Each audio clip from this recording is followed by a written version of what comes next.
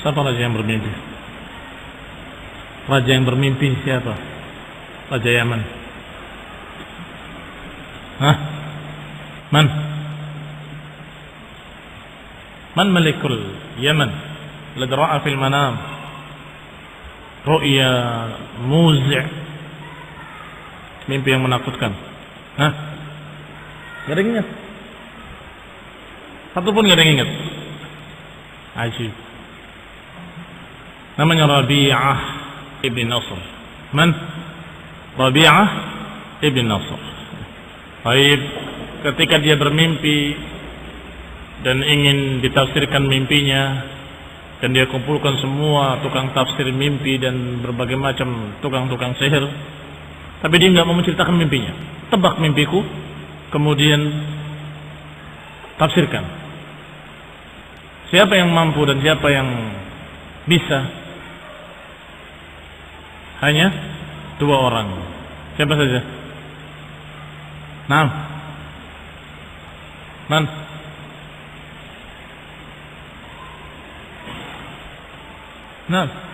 Juga nggak diingat? Hah? Syiqqin wa satih. Syatih wa syiqq. Ternyata apa tafsir mimpinya? Ternyata mimpinya ditafsirkan bahwa dia akan terkalahkan oleh tentara Habasyah. Dan atau Habasyah itu nama lainnya Sudan.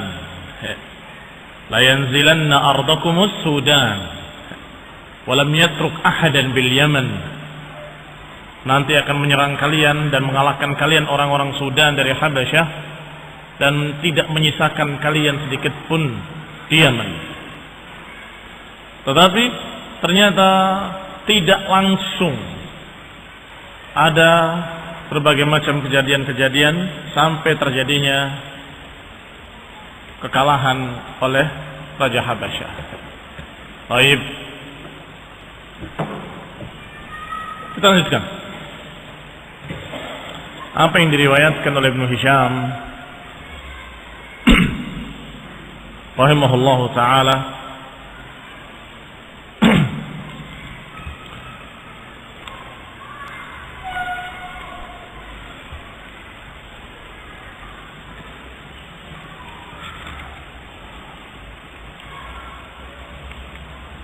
yang beliau ambil, beliau ringkas dari sirah Ibnu Ishaq. Bismillahirrahmanirrahim. Innal hamdalillah nahmaduhu wa nasta'inuhu wa nastaghfiruh wa na'udzu billahi min shururi anfusina wa min sayyiati a'malina man yahdihillah fala mudilla lahu wa man yudlil fala hadiya lahu wa ashhadu an la ilaha illallah wahdahu la sharika lahu wa ashhadu anna Muhammadan 'abduhu wa rasuluh sallallahu alaihi وعلى آله وأصحابه والتابعين وتابع التابعين ومن تبعهم بإحسان إلى يوم الدين. يا أيها الذين آمنوا اتقوا الله حق تقاته ولا تموتن إلا وأنتم مسلمون. يا أيها الناس اتقوا ربكم الذي خلقكم من نفس واحدة وخلق منها زوجها وبث منهما رجالا كثيرا ونساء واتقوا الله الذي تساءلون به والأرحام إن الله كان عليكم رقيبا. يا أيها الذين آمنوا اتقوا الله وقولوا قولا سديدا يصلح لكم أعمالكم ويغفر لكم ذنوبكم ومن يطع الله ورسوله فقد فاز فوزا عظيما. أما بعد فإن خير الحديث كتاب الله وخير الهدي هدي محمد صلى الله عليه وعلى آله وسلم وشر الأمور محدثاتها فإن كل محدثة بدعة وكل بدعة ضلالة وكل ضلالة في النار. Ikhwani fi din, a'azakumullah. Kita lanjutkan riwayat Ibnu Hisham dari Ibnu Ishaq radhiyallahu taala anhuma rahimahullah, semoga Allah merahmati keduanya, yaitu pasal berikutnya tentang istila'u Abi Karib Tubban As'ad ala Malikil Yaman.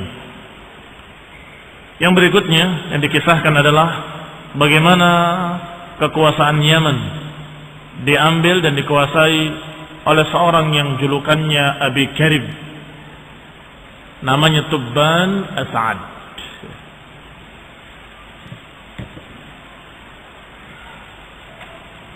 Dan juga yang akan dikisahkan hari ini adalah perang Yathrib. Yathrib adalah nama lain dari Madinah. Nama lain dari negeri Madinah adalah Yathrib. Qala rahimahullah, falamma halaka Rabi'ah ibn Nasr raja'a mulkul Yaman kulluhu ila Hasan ibn Tubban As'ad. Bahwasanya ketika binasa Rabi'ah ibn Nasr, ini raja yang kemarin Rabi'ah ibn Nasr yang bermimpi dengan mimpi yang katanya mengerikan, yang kemudian ditafsirkan dengan tafsir-tafsirnya, dia binasa, meninggal, dan kemudian digantikan oleh seorang yang bernama Hasan ibn Tubban As'ad. Tubban As'ad biasa dipanggil dengan Tubba, panggil dengan Tubba, ini Tubban As'ad. Karena abuhu Tubban As'ad qad ja'ala tariqahu hina aqbala min al-mashriq ala al-Madinah falam yahij ahluha wa khallafa baina adhhurihim ibnan lahu. Bahwasanya Tubban As'ad, bapaknya Hasan, dia biasa menjadikan jalannya ketika dia ke Masyriq melewati Madinah. Jadi biasa dia ke Masyriq kemudian ke Yaman melewati Madinah, dan dia dalam keadaan tinggal di Madinah beberapa saat sampai dia melahirkan seorang anak di Madinah, dan kemudian ditinggal ke Yaman, kembali ke Yaman. Wa khalafa baina adhurihim ibnan lahu faqutila ghilatan. Ternyata anaknya dia, anaknya Tubban As'ad di Madinah dibunuh dengan kezaliman. Faqadimaha maratan ukhra, maka setelah dia sampai ke Yaman kembali lagi ke Madinah. Kembali ke Madinah untuk menuntut tentang anaknya kenapa dibunuh. Wa huwa mujmi'un li ikhrabiha wa isti'saliha ahliha. Dan raja Yaman ini bertekad untuk merusak kota Madinah dan mengusir seluruh penduduknya dan membantai mereka semuanya. Fajama'alu hadzal hayyil minal ansar. Maka Madinah pun mendengar berita itu bahwa pasukan Yaman akan datang, maka dia mempersiapkan kekuatan yang mereka punya dari para ansar, para penolong-penolong yang ada di sekitar Madinah yang siap untuk berperang. Wa ra'isuhum Amr ibn Dhallah. Pimpinan orang-orang yang membela Madinah dipimpin oleh Amr ibn Dhallah. Faqtatalu, akhirnya berperanglah, terjadilah peperangan di Yathrib atau di Madinah antara penguasa Yaman dengan tentaranya dan Amr ibn Dhallah dengan pasukannya di Madinah. Tentunya tidak seimbang kekuatannya. Jelas jauh lebih kuat pasukan Yaman dan diperhitungkan bakal kalah. Orang-orang Madinah bahkan kalah dan bahkan hancur. Maka datanglah dua pendeta. Qalat azumul ansar, tetapi Ansar sejak dulu memang kaum yang unik. Orang-orang Ansar, orang-orang Madinah yang membela Madinah tadi orang-orang yang unik, sehingga mereka memerangi orang-orang Yaman tadi di siang hari. Tapi di malam hari dipersilahkan untuk makan dan minum, dijamu sebagai tamu. Maka diriwayatkan di sini kanu yuqatiluna bin nahar wa yuqrunahu bil lail. Bahwasanya mereka ini adalah orang-orang yang memerangi pendatang-pendatang tadi di waktu siang dan kemudian dia menjamunya di malam hari. Karena sebagai tamu, maka dijamu di malam hari. Tapi di siang hari terjadilah pertempuran seperti biasanya. Wa yu'jibuhu dzalika minhum. Dan ini sungguh membuat kagum Raja Yaman bahwa ini mereka bukan orang biasa, bukan orang sembarangan, orang-orang istimewa atau suku yang sungguh dermawan. Fa bainama Tubba ala dzalik, dan ketika Tubba yang dimaksud Tubban As'ad, disebut saja dengan kalimat ringkas yaitu Tubba. Fa baina Tubba'un ala dzalika min qitalihim idja'ahu Habrani. Ketika terjadi pertempuran seperti itu, maka datanglah kepada Tubban As'ad dua orang Habr. Habr itu julukan pendeta Yahudi. Dijuluki dengan habr. Bentuk jamaknya ahbar. Sebagaimana disebutkan dalam Al-Quran. Ittakhadhu ahbarahum wa ruhbanahum arbaban min dunillah. Mereka mengambil ahbar mereka dan ruhban mereka sebagai Tuhan-Tuhan selain Allah. Yang dimaksud adalah pendeta-pendeta Yahudi. Ahbar bentuk jamak dari habr. Kalau musanna habrani. Qala idja'ahu habrani min ahbari Yahud. Datanglah dua orang pendeta dari pendeta Yahudi. Alimani rasikhani fil ilm. Dua-duanya alim, memiliki ilmu tentang kitab-kitab terdahulu, dan dia dalam keadaan rasikh ilmunya, dalam ilmunya. Hina sami'a bima yuridu min ihlakil Madinah wa ahliha. Ketika dua pendeta tadi mendengar bahwa si raja dan penguasa Yaman tadi akan menghancurkan Madinah, diingatkan oleh dua pendeta ini. Qala, keduanya berkata, ayyuhal malik, la taf'al, jangan kamu lakukan. Ini niatmu untuk menghancurkan Madinah, untuk menghancurkan Yathrib dan membantai orang-orangnya, la taf'al, jangan kamu lakukan. Fa innaka in abaita illa ma turid hila bainaka wa bainaha. Sungguh kalau kamu memaksa dan kamu tetap menginginkan apa yang kamu inginkan dan melaksanakan apa yang kamu kehendaki, maka niscaya kamu pasti akan terhalang, pasti akan gagal, dan kami mengkhawatirkan kamu. La na'man 'alaika 'ajil al-'uqubah. Aku khawatir engkau akan ditimpa balasan dari Allah, dari penguasa langit dan bumi. Faqala lahuma, maka berkata Tubba kepada kedua pendeta tadi, lima dzalik, kenapa demikian? Kenapa kalau aku menyerang mereka aku akan mendapatkan balasan dan aku akan begini akan begitu? Qala, keduanya berkata, hiya muhajira nabiyyin yakhruju min hadzal haram, min hayyil haram. Ini adalah tempat hijrahnya Nabi yang akan muncul dari arah haram. Dua pendeta ini tahu bahwa akan datang seorang Nabi dari haram dan hijrahnya nanti ke Madinah. Maka negeri ini gak akan bisa kamu hancurkan, karena Allah sudah persiapkan negeri ini untuk tempat hijrahnya seorang Nabi. Lihat, ini bukti bahwa pendeta-pendeta Yahudi dan mereka sudah mengetahui akan datangnya nanti seorang Nabi, dan tahu pula bahwa Nabi akan hijrah ke negeri Madinah. Qala, akan keluar seorang Nabi min hadzal haram, dari negeri haram, dari kalangan Quraisy, di akhir zaman takunu darahu wa qararahu, dan negeri ini akan menjadi tempat tinggalnya dan tempat menetapnya. Fatanaha an dzalik, maka raja tadi, penguasa Yaman tadi urung, tidak jadi untuk menghancurkan Madinah. Ra'a anna lahuma ilman, karena melihat dua pendeta tadi sepertinya benar-benar memiliki ilmu dan sepertinya meyakinkan. Wa ajabahu ma sami'ahu, dan sungguh mengagumkan si raja tadi apa yang dikatakan oleh dua pendeta tadi, bahwa ini pendeta bukan orang biasa, sepertinya punya ilmu. Fansarafa 'anil Madinah wattaba'ahuma 'ala dinihima, maka tidak jadi melakukan peperangan. Akhirnya dia justru ikut agamanya dua pendeta tadi. Berarti sekarang beragama apa? Yahud. Yang tadinya musyrikin menjadi seorang Yahudi, mengikuti dan percaya dengan berita-beritanya dua pendeta tadi. Wa kanat Tubba'un wa qaumuhu ashabu awthanin ya'budunaha, dan kaum Tubba' adalah orang-orang yang menyembah berhala, yang mereka tidak memiliki agama apapun kecuali menyembah batu-batu dan menyembah pohon-pohon. Maka ketika mereka atau ketika raja mendengar seperti itu, masuk di kepalanya, mulai dia percaya dengan apa yang dikatakan oleh orang-orang Yahudi. Maka berangkatlah ke Mekah. Wahiyya tariquhu ilal Yaman, dan Mekah pun merupakan jalan dia ke Yaman. Kalau lihat di peta, bahwasanya Syam di atas, Masyriq juga di atas, sedangkan Yaman paling bawah.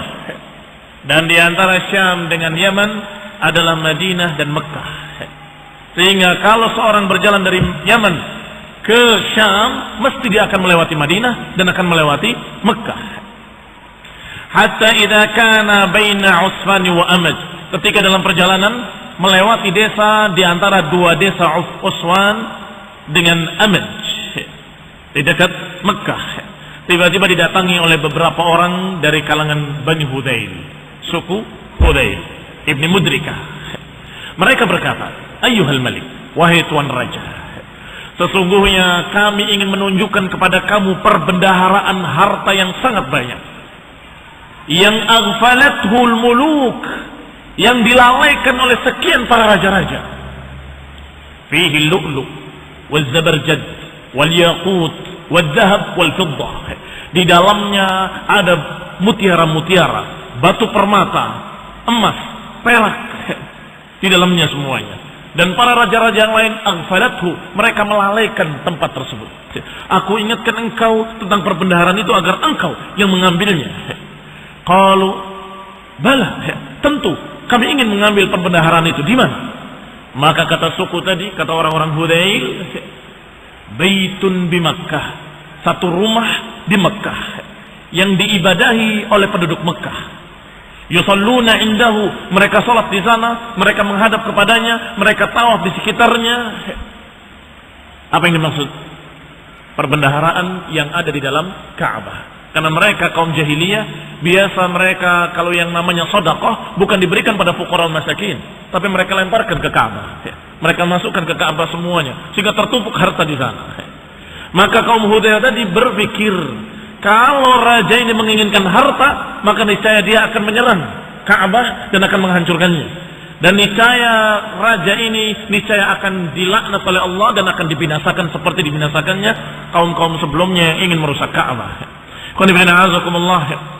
Jadi sudah menjadi satu keyakinan masyarakat Arab bahwa siapa yang mau mengganggu atau mau merusak Ka'bah pasti akan kualat. Karena mereka waktu itu belum dengan agama, hanya dengan keyakinan yang sudah terjadi sekian kali. Setiap orang menghancurkannya, mesti akan dia yang akan binasa. Qala Bani Hudayl, berkata Bani Hudayl, ada satu rumah di sana yang diibadahi oleh penduduk Mekah, yang di sana berisi perbendaharaan harta yang sangat banyak. Wa innama aradal hudaliyun halakahu bidzalik. Kata Ibn Hisham, dan sesungguhnya kaum Hudayl mengajak raja tadi untuk menghancurkan Ka'bah adalah untuk membinasakan, agar si raja ini hancur binasa. Lima arafu min halaki man aradahu minal muluki wa bagha indahu. Karena Bani Hudayl tahu setiap kaum, setiap suku, setiap raja yang ingin menghancurkan Ka'bah mesti mereka akan binasa. Falamma ajma'a lahu qalu, maka ketika sudah sepakat ingin mengambil perbendaharaan di Ka'bah, ini rencananya Raja Yaman, tiba-tiba dia ingat dua pendeta yang telah mengajarinya ilmu. Arsala ila Habraini fasalahuma an dalik. Maka diutuslah orang untuk menjemput dua pendeta tadi. Panggil dua pendeta Yahudi tadi yang kemarin menasehati aku untuk jangan menghancurkan Madinah. Panggil mereka. Dipanggil. Setelah dipanggil ditanyakan. Katanya satu kelompok, satu orang atau beberapa kelompok menyatakan bahwa ada bendahara seperti ini, seperti itu. Dijawab oleh dua pendeta tadi. Qala lahu ma arada al-qawmu illa halakaka wa halaka junduk wa halaka jundik. Sungguh mereka tidak memaksudkan kecuali membinasakan engkau wahai tuan raja, dan membinasakan pasukanmu semuanya. Karena ma na'lam baitan lillahi ta'ala ittakhadahu fil ardi li nafsihi ghairahu.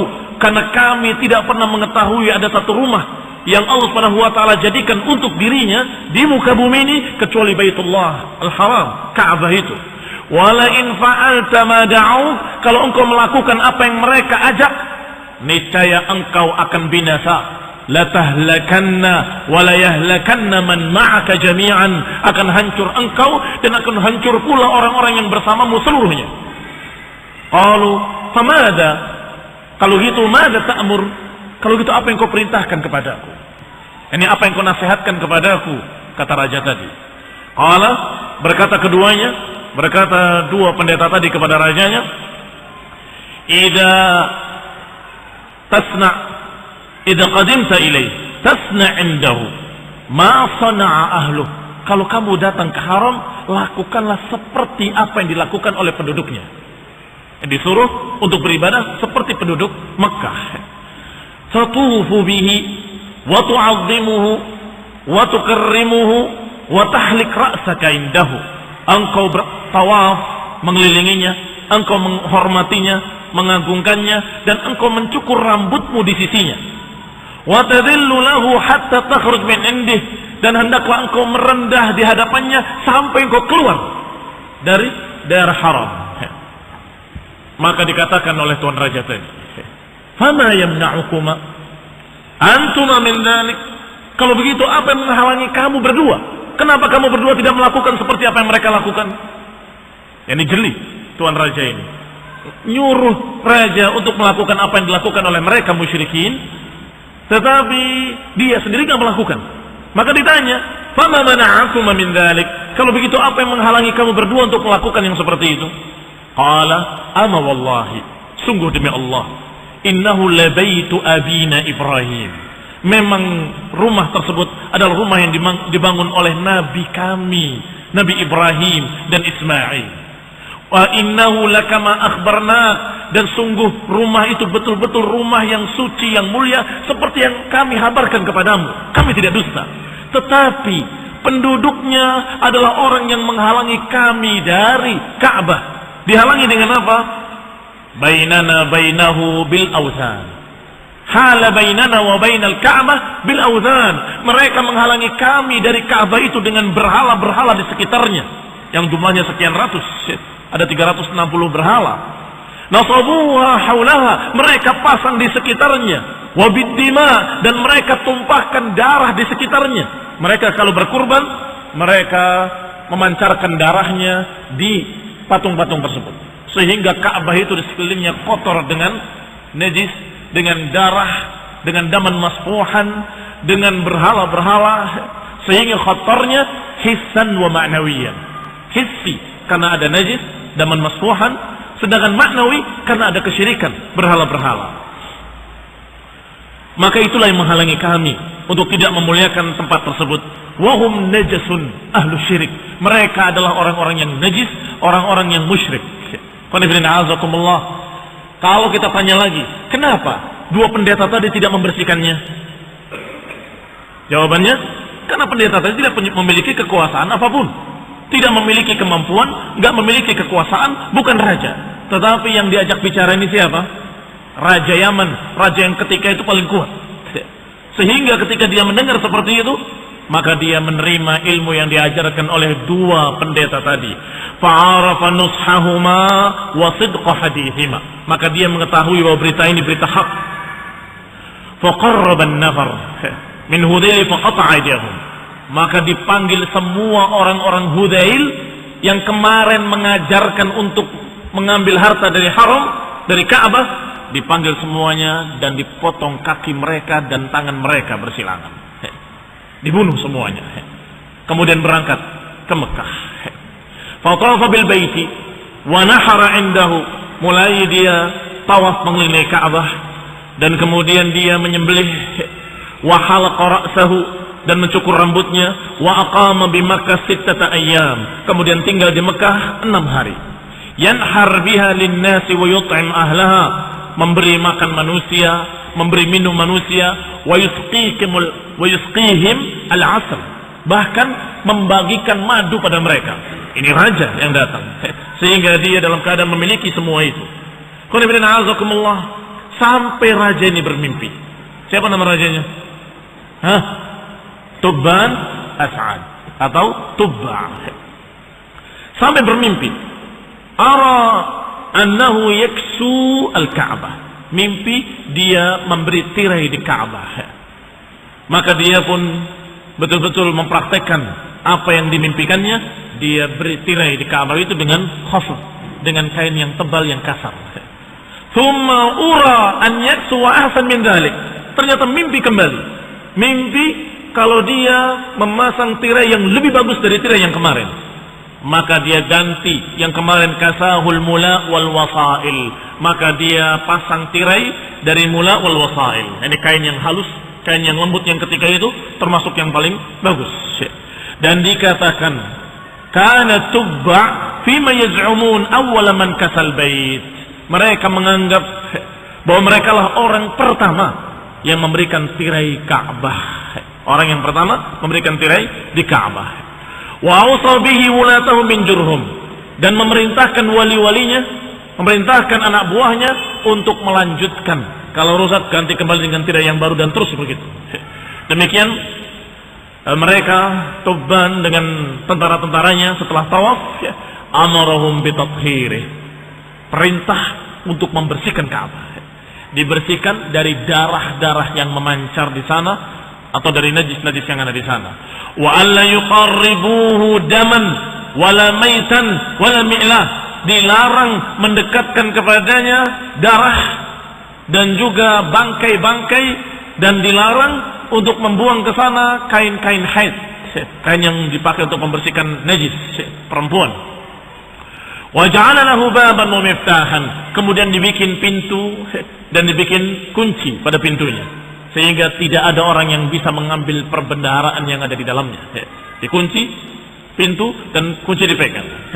Demikian yang dilakukan oleh raja tadi, dan mereka tidak bisa berbuat apa-apa.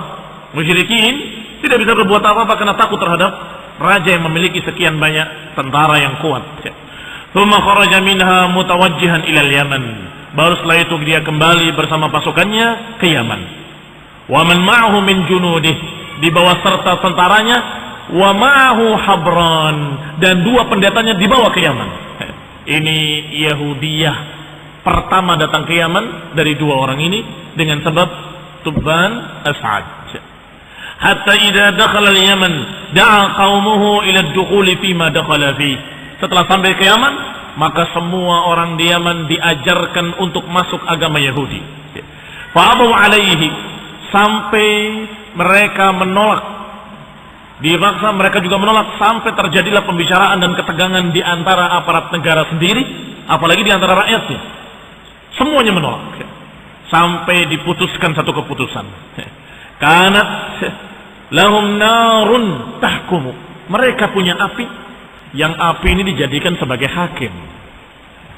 Jahiliyah, zaman jahiliyah. Kata mereka, tidak bisa, kami nggak akan masuk ke dalam agama Yahudi, dan kami nggak akan menerima ajaran tersebut sampai diputuskan oleh api. Maka mereka pun berkumpul di tempat api tersebut. Kanat lahum narun tahkumu bainahum fima yakhtalifuna fi. Mereka punya api yang terus dinyalakan dan tidak pernah padam, dalam keadaan mereka menghukumi setiap orang yang bertikai dengan api tersebut. Ta'kulul zalim wa la tadurrul madlum. Katanya, wallahu alam, api tersebut membakar orang zalim tapi tidak membakar orang yang madlum. Jadi kalau orang yang terdolimi tidak terkena, tidak terbakar. Tapi kalau orang yang zalim terbakar, katanya. Wallahu ta'ala a'lam. Wa kharaja qaumuhu bi awthanihim wa ma yataqarrabuna fi dinihim wa kharaja al-Habran. Maka tokoh-tokoh mereka kaum musyrikin membawa berhala-berhala mereka. Sedangkan dua pendeta tadi membawa kitab suci mereka. Kemudian datang ke api tersebut. Disuruh pertama kali para tokoh-tokoh musyrikin dengan berhalanya mendekat ke api tersebut. Ketika mereka mendekat ke api tersebut, api mulai menyambar. Maka mereka mundur. Maka kata pengikutnya, sabar, sabar, sabar, kamu harus istiqomah, katanya. Harus sabar. Maka mereka memaksakan diri sabar dalam api tersebut. Mendekat, dan mulai lidah api membakar mereka. Sampai terbakar berhala-berhala mereka, dan terbakar pula orang-orang tersebut. Yang kedua, dua pendeta tadi disuruh mendekat ke api tersebut dengan kitabnya. Maka mendekatlah pendeta tadi ke api tersebut. Pada marahum, mulai api menjilat. Maka pendeta tadi berkeringat di keningnya, butiran-butiran keringat, tetapi api tidak membakarnya.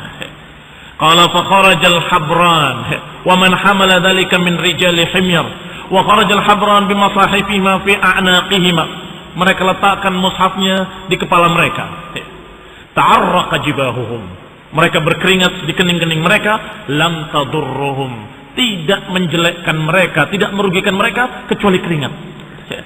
Fa asfaqat 'inda dhalika himyar ala dinih, maka seluruh penduduk Himyar satu desa di Yaman, satu daerah di Yaman, tempat kerajaan tersebut, Mereka semuanya beriman kepada agama Yahudi, beriman kepada Allah Subhanahu wa taala dan beriman kepada kitab Taurat yang mereka pegang. Itu asal pertama. Yahudiyah ada di sana. Famin hunalika an dzalika kana aslul yahudiyah bil Yaman. Itulah asal muasal munculnya Yahudi di daerah Yaman. Falamma malaka ibnuhu Hasan, itu zaman bapaknya Tuban As'ad. Maka setelah Tuban As'ad turun ke anaknya yang bernama Hasan ibni Tuban As'ad. Ternyata dia senang untuk memperluas daerah. Anaknya yang bernama Hasan ibni Tuban As'ad senang memperluas daerah sehingga berangkat dengan pasukannya dan penduduk Yaman untuk menjadi sukarelawan, untuk menjadi pasukan-pasukan yang sukarelawan menjadi tentara. An yata' bihim al-ardul Arab wa ardul Aajim. Aku akan menguasai negeri Arab seluruhnya dan aku akan menguasai negeri Ajam seluruhnya. Tekadnya Hasan ibn Tubban.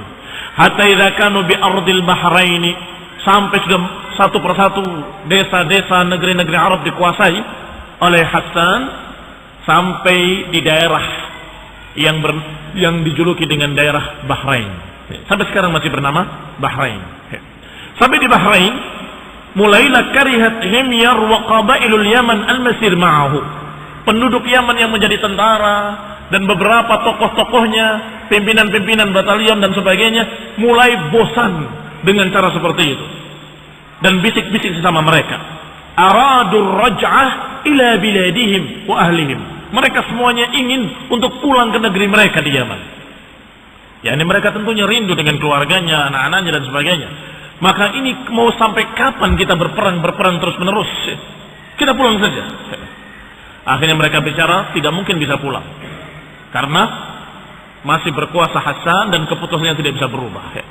Maka cara yang dilakukan adalah mengajak bicara saudaranya Hasan yang bernama Amr ibni Tubban As'ad. Tadi Hasan ibni Tubban As'ad, ini Amr. Wahai Amr, kata mereka, uqtul akhaka Hasan numallikuka alaina. Bunuh saudaramu, niscaya kami akan menjadikan kamu raja kami dan kamu akan berkuasa dan kami akan taat kepadamu, kata tentara-tentara ini semuanya. Maka Amr merasa mendapatkan angin, bisa menjadi penguasa dengan cepat. Dia mulai akan menerima. Maka semua tadi orang-orang tentara-tentara dan orang-orang Yaman yang ikut bersamanya, mereka sepakat untuk berbaiat setia dengan Amr agar Amr membunuh Hasan. Fa'ajabahum fajtama'u ala dzalika. Maka sepakat mereka atas kesepakatan yang seperti itu, kecuali satu orang yang bernama Dzu Ru'ain atau julukannya Dzu Ru'ain Al-Himyari, orang Himyar juga. Fa innahu nahahu, dia melarangnya, jangan berkhianat. Tapi tetap saja mereka tidak bisa diganggu gugat, kami harus pulang ke Yaman. Maka syaratnya buat kamu wahai Amr, kalau kamu bisa membunuh Hasan, kamu jadi raja kami. Tapi syarat kedua, kamu harus memulangkan kami ke Yaman semuanya. Sepakat mereka, kecuali satu orang, yaitu Dzu Ru'ain. Maka dia mendendangkan sebuah syair. Ala man yashtari sahran binaumin, sa'idun man yabitu qarira ainin, fa imma himyarun ghadarat wa khanat fa ma'adiratul ilahi lidhi ru'ainin. Apa maknanya? Maknanya sungguh mereka yang membeli sahar dengan naum. Sahar itu nggak bisa tidur.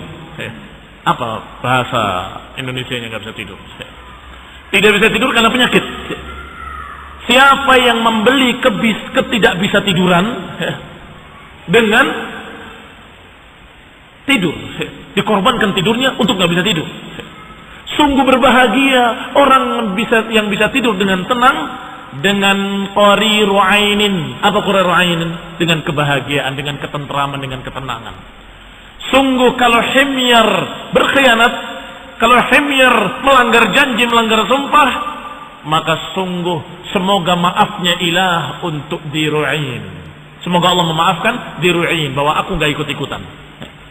Ditulis dalam satu kertas, dilipat, Ditutup dan stempel. Stempel itu bukan dicap, ditutup segel, tidak bisa dibuka.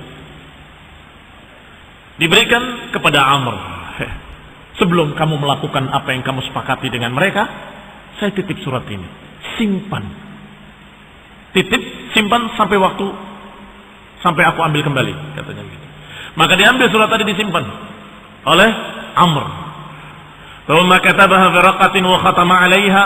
Setelah ditulis di kertas dan kemudian disegel, thumma ata biha Amran, kemudian diberikan kepada Amr, kemudian dia katakan, "Dha'li hadzal kitab 'indak."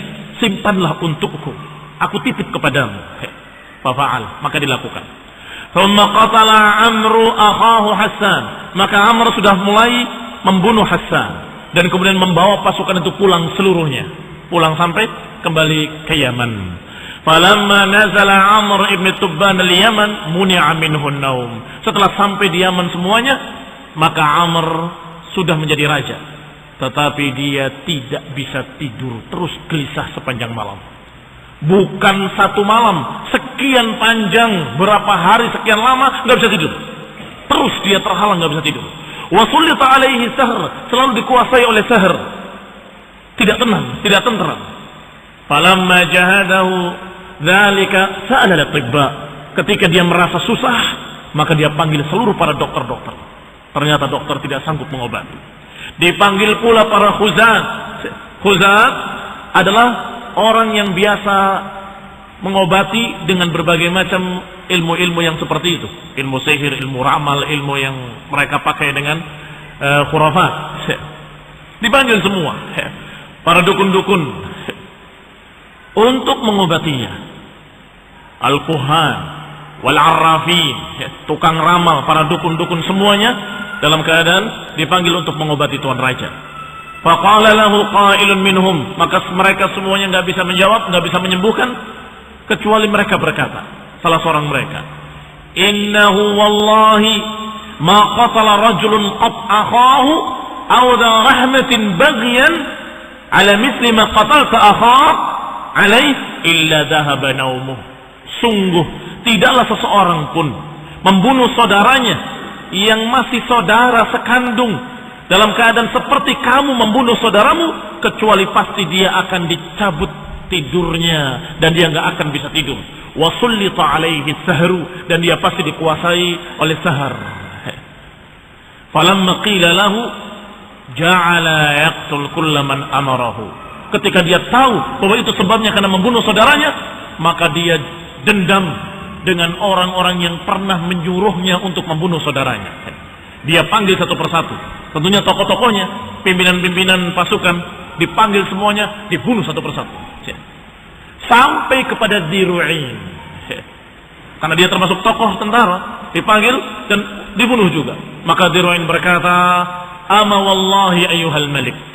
Adapun aku, wahai Tuan Raja, aku punya udzur dan punya alasan. Aku tidak ikut-ikutan. Dan aku punya bukti." Mana buktimu? Kata Diru'in, surat yang aku titipkan kepadamu. Maka dibukalah surat yang dititipkan kepadanya. Maka dibuka, tertulis di sana, ala man yashtari sahran binaumin. Wahai orang-orang yang lebih memilih kegelisahan daripada tidur. Ini dengan membunuh saudaranya. Sungguh berbahagia orang yang bisa tidur dengan tentram. Dan sungguh kalau orang-orang himyar berkhianat, maka semoga Allah memaafkan aku tidak ikut-ikutan. Maka selamat Diru'in dengan kertas tadi. Wahai Diru'in, kata raja, sesungguhnya engkau benar-benar memberi nasihat ketika itu, tapi aku tidak peduli. Maka selamat dia. Dan kemudian dikatakan akhrajahu faida fiyal baitan wa halaka Amr. Dan demikianlah sampai meninggalnya Amr ibni Tubban As'ad.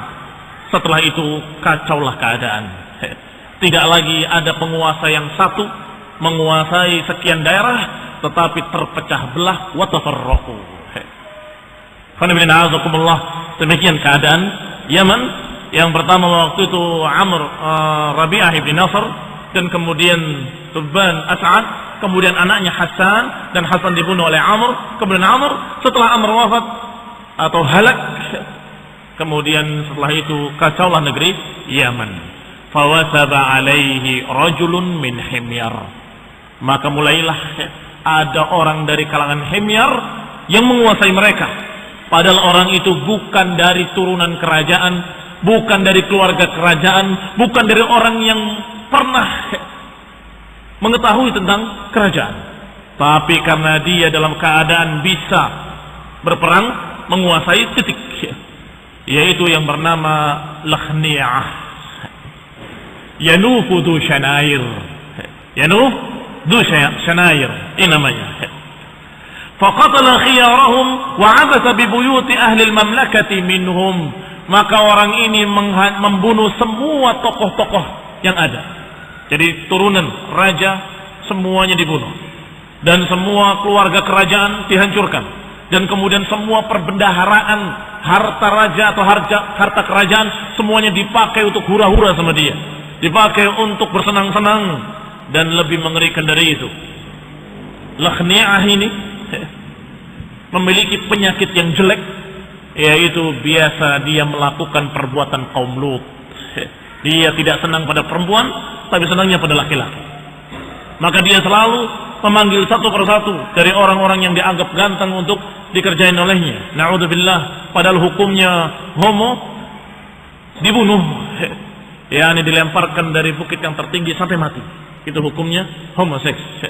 Dan Allah mengangkat kaum Lut dan tanahnya, daerahnya, desanya terus sampai dekat langit dan sampai terdengar nubahu kilabihim, sampai terdengar gonggongan anjingnya dan kokok ayamnya terdengar di langit. Kemudian dibalik dan dihempaskan oleh Allah SWT. Itu adab bagi kaum Lut yang melakukan hal tersebut. Dan ternyata penguasa ini yang namanya Lakhni'ah du Shanair adalah dusyar, memiliki syar, memiliki kejelekan yang sangat jelek dan busuk. Faba'atha ila Zur'ah di Nuwas. Pada satu hari dia mengutus seorang untuk menjemput pemuda yang dianggap ganteng, putih, bersih dan sebagainya. Dia panggil untuk dikerjain seperti biasanya. Yang bernama Zur'ah di Nuwas ibni Tuban As'ad. Berarti siapa?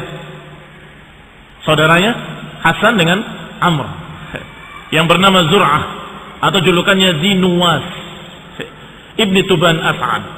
Waktu itu ketika Amr membunuh Hasan, dia masih kecil, masih nggak dihitung sama sekali.